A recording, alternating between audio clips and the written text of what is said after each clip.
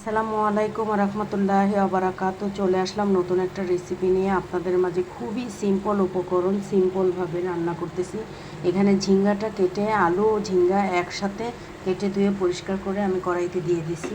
But পুরাটা video করতে পারিনি, ফোনে একটু প্রবলেম ছিল, সেই জন্য আমি এখন এই যে এখানে আলু, পেঁয়াজ, কাঁচামরিচ আর লবণ, তেল দিয়ে এই যে ঝিঙ্গা আলুগুলো দিয়ে দিয়েছি। একদম খুবই খুবই অল্প উপকরণ, অল্প মশলা, অল্প তেল দিয়ে যারা সিম্পলভাবে ভাজি খেতে চান বা সবজি খেতে চান, তারা এইভাবে সবজি ভাজি করে খেতে পারেন। আমি কালারের জন্য একটু হালকা হলুদটা ইউজ করলাম, যেন একটু কালার হয়। প্লিজ কে কোথায় থেকে দেখছেন আমার চ্যানেলটাকে সবাই লাইক কমেন্ট করবেন, বেশি করে শেয়ার করবেন।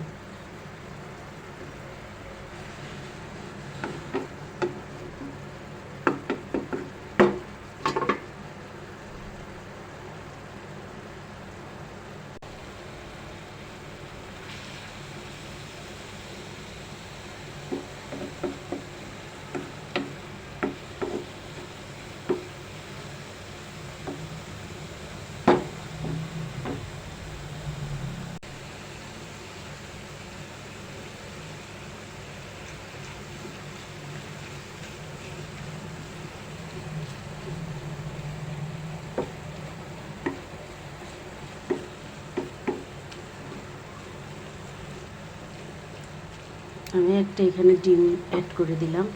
ডিম দিয়ে ভাজিটা করলে খুবই ভালো লাগে, খেতে খুব মজা লাগে, সেই জন্য আমি একটা ডিম দিয়ে ভাজিটা করতেছি। ভাজিটা আসলে এইভাবে ডিম দিয়ে ভাজি আমি জীবনের প্রথম আজকে করছি। আসলে এতটা টেস্ট হবে এটা আমি নিজেও জানি না, এখন খেয়ে দেখলাম খুবই মজাদার একটা ভাজি। আসলে এখন আমার ভাজিটা কমপ্লিট হয়ে গেছে, আমি এখন পরিবেশন করে আপনাদের দেখাচ্ছি।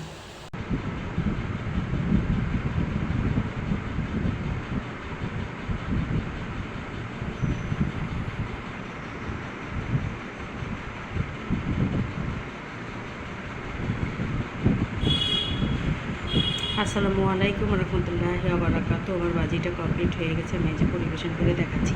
প্লিজ কে কোথায় থেকে দেখছেন আমার চ্যানেলটাকে লাইক কমেন্ট করবেন, বেশি করে শেয়ার করবেন। সবাই আমার জন্য দোয়া করবেন। ফিরে আসবো নতুন একটা রেসিপি নিয়ে আপনাদের।